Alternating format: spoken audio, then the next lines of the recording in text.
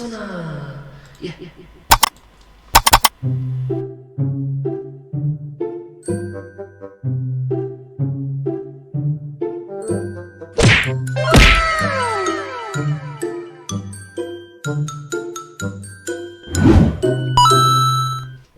Hi everyone, welcome to this video. In this video, I'll be reacting to one of the videos from the YouTube channel The Game Theorists. I'm a huge fan of their work and I hope that you would like this video as well. This video is from the year 2018, so I think it's around 3 years ago. So let's start.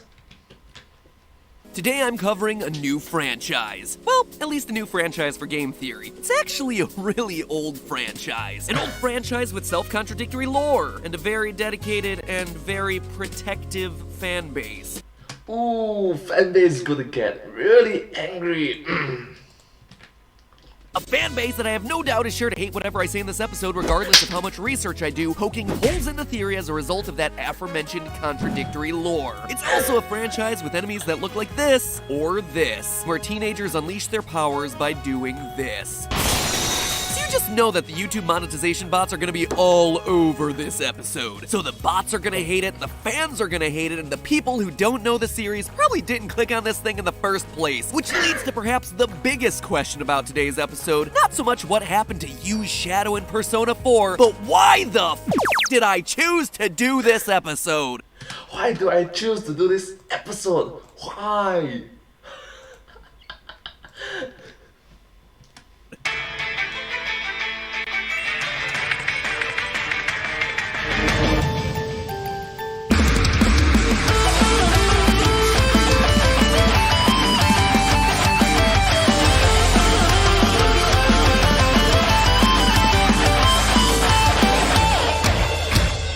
Hello Internet, welcome to Game Theory. Hello. Subtitle, Glutton for Punishment. And the Subtitle, Glutton for Punishment.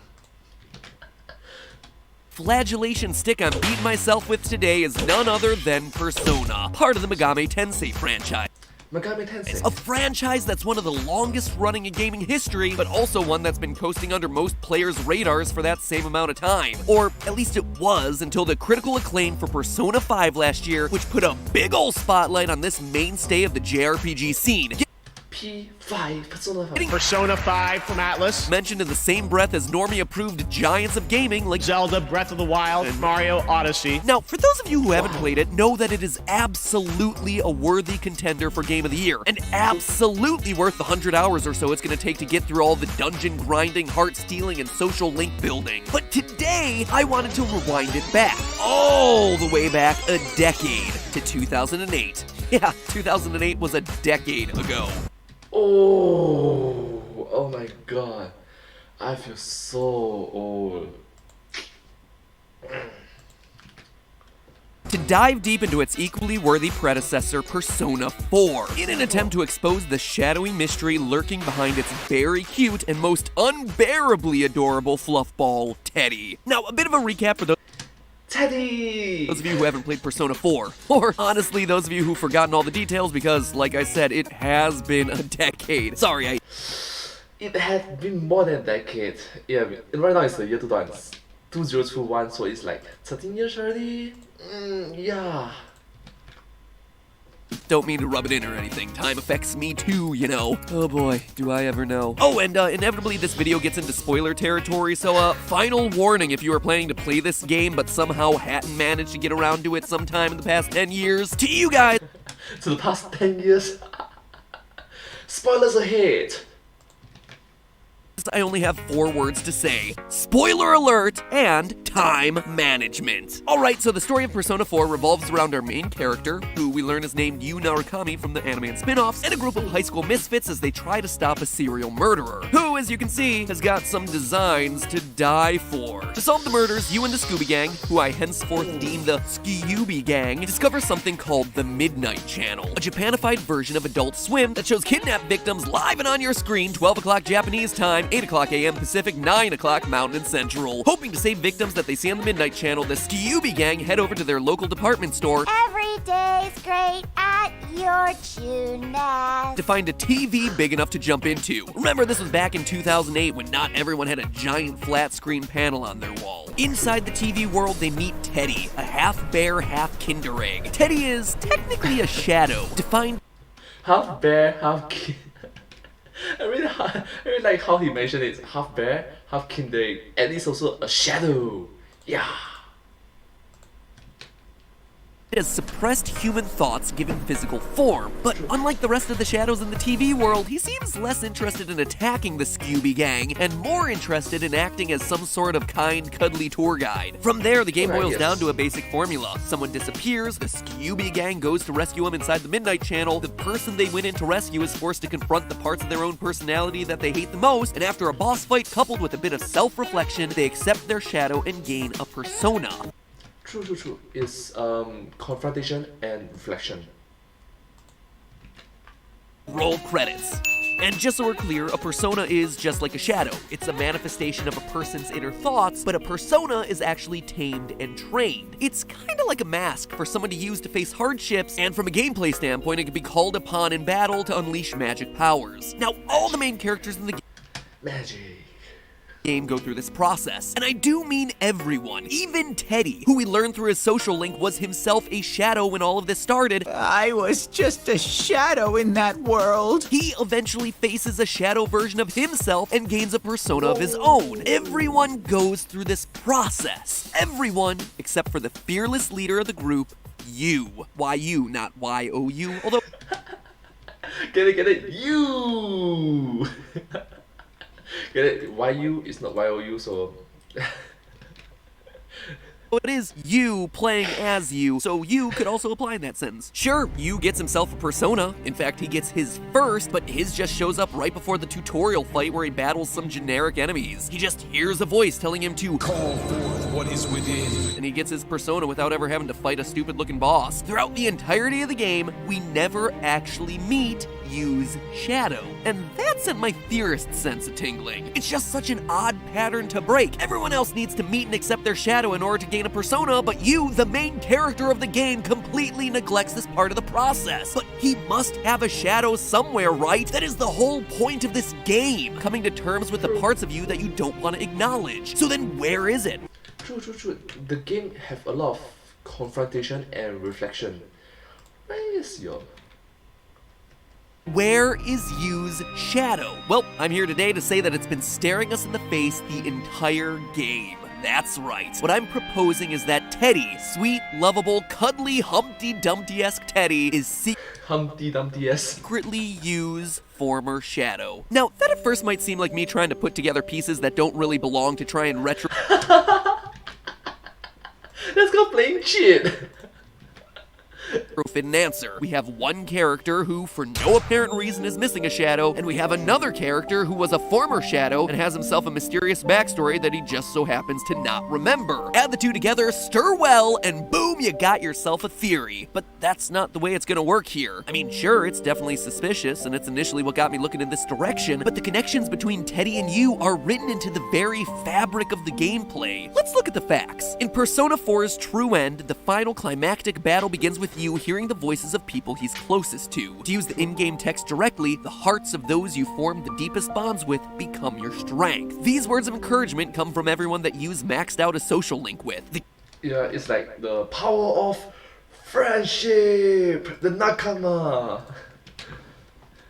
Characters that you as the player have spent the most time with come to lend you their strength in his moment of greatest need. It is a beautiful sequence with even minor characters like the Shrine Fox coming in to lend their support if you spend enough time with them. I get all emotional just watching it. But the thing is, you can totally play this game like an antisocial a-hole. You can still get to the ending of the game without spending time with anyone at school or your family at home. In this scenario, no one will come to support you in that final battle because you failed to max out all their social links. Well, no one except for one person, bear, egg, thing. You guessed it, it's Teddy. Yes, even if you intentionally play the game like a jerk, becoming the king of turds to rule over all Turdville, Teddy's social link will always be maxed out by the end of the game. You, as you, can reject everyone except for Teddy. Oh, everyone except for Teddy. Interesting. That's interesting. It is impossible to become the world's savior without Teddy's support. The game literally won't allow it to happen. There is no separating the two. As Tom Cruise said, You complete me. almost like a shadow and its owner. Oh, you complete me. So subscribe. Oh my gosh. That's not all. One part of the game that often goes overlooked is the Velvet Room, a place that exists between consciousness and subconsciousness, where you meets the creepy-looking Igor and his assistant Elizabeth to do things like fuse personas and get long-winded lectures about the game's themes. During our first visit to this shagadelic ride, we learned that it's a place that's only accessible to those who've received a special invitation. Quote from the game, Only those who are bound by a contract may enter. and in Persona 4, the only people able to enter this room throughout the entirety of the game are you, Igor, and Igor's assistant. We never once see anyone else enter the Velvet Room. No one, at least, except for Teddy. He seems to just stumble into it, almost as if completely by accident. And there, he and you just sit around and have a conversation. Now remember, Teddy is a being who started off as a shadow and seems to have no real history before humans entered the TV realm. He has no connections to Igor and his contract, so it makes absolutely zero sense that he'd be able to enter the Velvet Room when no one else can. That is, unless you consider that there's something more to his identity. Remember, shadows are a part of the original person, the parts of themselves that they don't want to confront. If Teddy is you's shadow, that means that Teddy literally is you, or at least a part of you. Therefore, he too Applaud. I really love it that he said that it's blah blah blah blah blah blah blah blah blah blah blah blah. would be bound by the same contract that you's under and thus able to get inside the Blah blah blah blah blah blah blah. Literally the blah blah blah. Velvet Room. And if that wasn't enough, what's even more interesting is that this happens at a point in the game when Teddy is beginning to question the very nature of his own identity. Coincidence? I think not. In fact, the first thing that Teddy says to you upon entering the Velvet Room is, I've been thinking all this time who I really am. oh really? Maybe the answer is staring you quite literally in the face. Now, No way. just to address a counter-argument that's probably already coming, other people enter the Velvet Room in other Persona games. Minato in 3 and pretty much everyone in 2 as just some examples. But remember, the Velvet Room that we see in Persona 4 is unique. It P4. looks like the interior of a limousine, making it physically distinct from the booth-like appearance of the Velvet Room from earlier Persona games. When Igor meets you for the first time and refers to this place being off-limits to anyone who hasn't entered into a contract with him, he's referring to that specific place, that specific Velvet Room with the limousine appearance. Notice how none of the other Velvet Rooms have that sort of contractual stipulation, so the rules of one room in a past game shouldn't necessarily apply to the way that Persona 4's room chooses to operate. Counter-argument number 2, Teddy isn't Yu's shadow because Yu doesn't have a shadow. I really like it that the Teddy is so muscular. Yu is special. He's the chosen one. And I could totally see why you might think that. Over the course of the game, we learn that not just anyone can enter the TV world. As we find out, the only way that people can enter the Midnight Channel is by going with someone who's been granted this special gift from the gods. Yu just so happens to possess the gift. So maybe the fact that Yu has the god's blessing explains why all his friends encounter their shadow in the TV world, while he never has to. It's an explanation that would make sense if we didn't have evidence directly to the contrary. You see, it's revealed that only 3 people have received the TV gift. Yu is one. The other 2 are Namatame and Adachi, the villains of the story responsible for throwing innocent victims into the TV world. And it's here that the explanation of Yu is special doesn't hold up, because both Namatame and Adachi have the gift, but both still have shadows who appear in the TV land. Namatame and Adachi both merge with their shadows when you fight them as bosses. Yu is one of a kind. He's a paradox. He has a persona but no shadow, and he's literally the only one who's like this. The unusual connection between Yu and Teddy even makes sense when you view it through the lens of the game's themes. One of the things that the Persona games love to do is play with the idea of tarot cards. Each relationship that's expressed in the game as a social link is represented as one of the major arcana tarot cards. Someone call in Miss Cleo because that a big deal in this series? What? I don't even know what that was like. Italian mixed with fail. Call in Miss Mixed with fail. Because tarot cards are a big deal in this series, and one of the things that makes the Persona games really special is the incredible attention to detail and the way that the game matches different characters and social links to arcana that parallel their attributes. Use arcana at the top of the game is the Fool, which The Fool. Oh, that's interesting. That's really interesting because I personally know a bit. Never mind, you can just let Matt explain. represents innocence, divine inspiration, madness, freedom, spontaneity, inexperience, chaos, and creativity. Innocence, divine, madness, inspiration, spontaneous, freedom, inexperience, chaos, creativity. Well, that's a lot of words. The Fool. In nearly every regard, he's the embodiment of a blank slate. Now, if the player reaches the true end, use Persona ascends to the World Arcana, a representation of totality, a symbol of fulfillment, wholeness, harmony. This lines up with what's happening. Wow, fulfillment. The world is Of a blank slate. Now, if the player reaches the true end, the true use end. Persona ascends to the World Arcana, a representation of totality, a symbol of fulfillment, Totality, fulfillment, wholeness. wholeness, the world. Wow.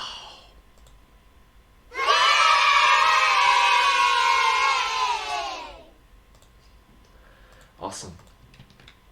Yes. Harmony. This lines up with what's happening in the story when used Persona Ascends. He's literally becoming the savior of the world. Now look at Teddy's Arcana. Literally the protagonist. The Star, which is associated with hope, self-confidence, faith, altruism, luck, generosity, peace, and joy.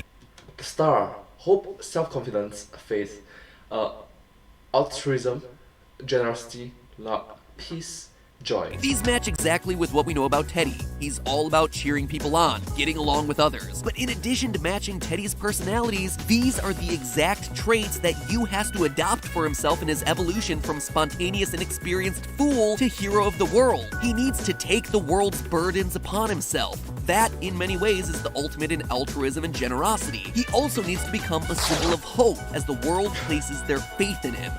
Become Superman! Again, all features that Teddy already has and that you wouldn't have, but his shadow, his unacknowledged half, probably would. So taking all this evidence into consideration, I think here's how it worked. When Yu was selected by the gods to receive his gift and the special persona, it left his true shadow, Teddy, with no home and no purpose. He'd been kicked to the curb. It left Teddy free to develop into his own furry Kinder Egg. It's how a confirmed former shadow with no memory of his owner and a lingering identity crisis is able to do the things shadows would never be able to do that we see Teddy do in this game, like cross into the real world and gain his own persona, get into the Velvet Room without a contract. Not only does theorizing that Teddy is Yu's shadow answer two of the game's biggest unsolved mysteries, it also fits with the game's arcana themes and overall game mechanics. Oh! Now I can understand why the fan base may be mad at you. Oh, that's true. Huh. As the true ending shows, Yu and Teddy share an unbreakable link, an unbreakable social link. And considering that Persona 4 is a game all about forming bonds with other people, but most importantly, forming bonds with yourself, I can't think of a better way to demonstrate exactly that. Well, outside of making it a bit more obvious so it doesn't take a theory 10 years after the fact to expose the truth. 10 years later. It's not metaphorical, it's literally 10 years later. Actually, it's 13 years from now, actually. But hey, that's just a theory. A game theory. Thanks for watching. Thank you. Wow, that episode was very interesting to watch.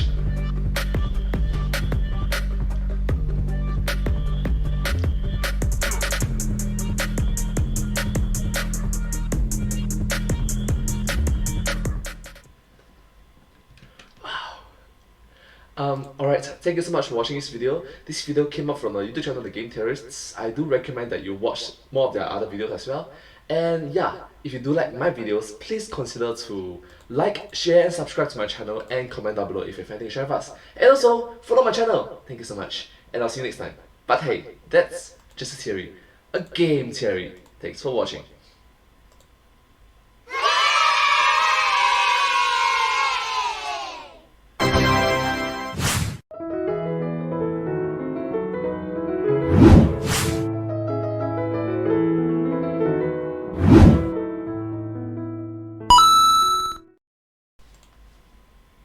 Thank you.